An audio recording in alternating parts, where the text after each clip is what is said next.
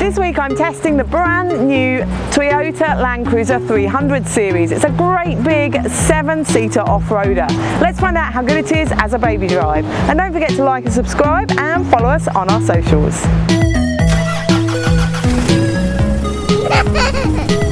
The child seat section of this video is brought to you by InfoSecure. In the back of the Toyota LandCruiser 300 series, there are ISOFIX in the two outer second row seats. They're not within plastic guides, but they're nice and easy to connect to. There are top tether anchorages on the back of all three second row seats. They are quite tricky to access through the boot, and also the second row of seats doesn't slide forward, so you can't easily access the seat backs.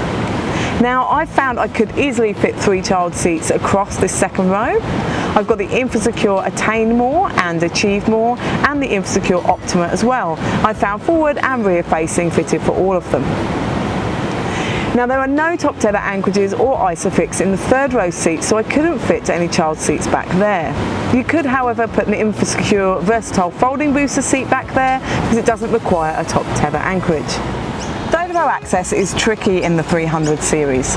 This second row of seats is split 60-40. 40 is on the curb side, which is good.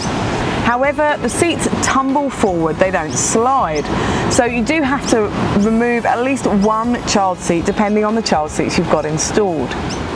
Once you are in the third row, the headroom and knee room are really good, and you'd easily fit a 180+ centimetre passenger back here. However, the seat bases are really close to the floor, so you will have your knees up around your ears.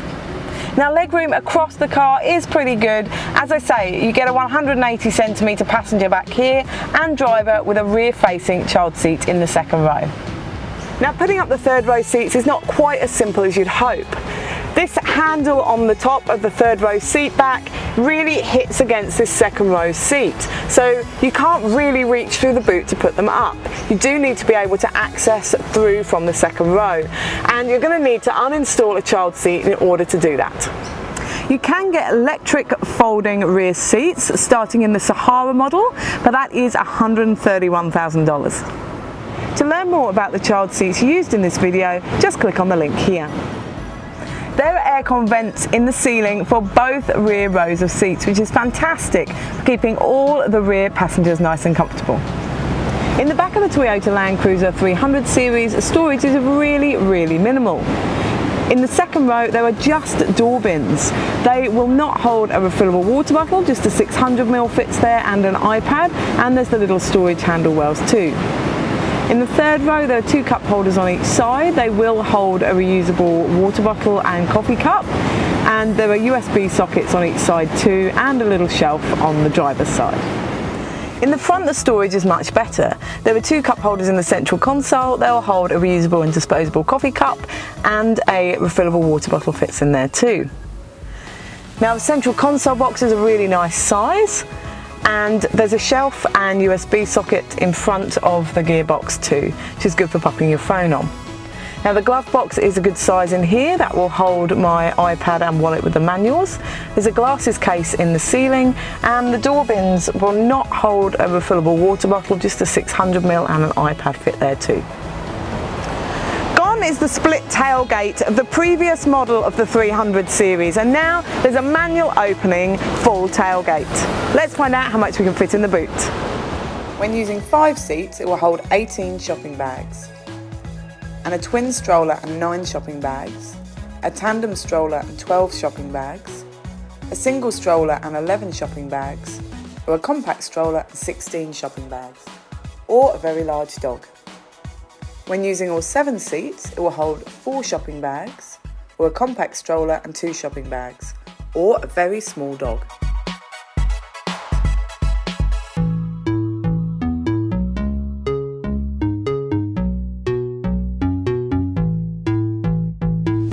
Now, the 300 series has been greatly improved in its drive from the previous model. The steering is much lighter and it's much more manoeuvrable, which makes supermarket and school car parks much better. And you've got that rear camera, and the side mirrors are good too. Now, it's got a 3.5 tonne towing capacity, which is awesome.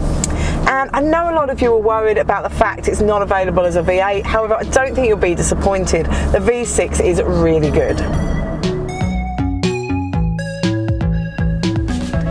media system in the LandCruiser 300 series is still basic and pretty simple. They haven't changed it at all really. There are a few things you can customise in here, like turning the beeps on and off. Now it does have CarPlay and Android Auto, thankfully, and when you put it into reverse, that camera image is nice and big and fills the whole screen, and it's not too blurry really.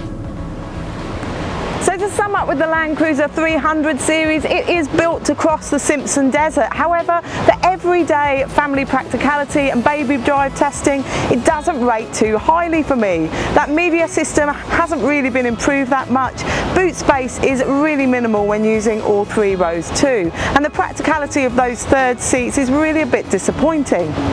On the plus side, it is a fantastic vehicle, and as I say, great for crossing the Simpson Desert. You can get those 3 child seats across the middle row, and the legroom across the 3 rows isn't too bad either, and that ride has been drastically improved. And the fact it's a V6 and not a V8 doesn't really matter, because the drive is actually, I think, a bit better than the V8.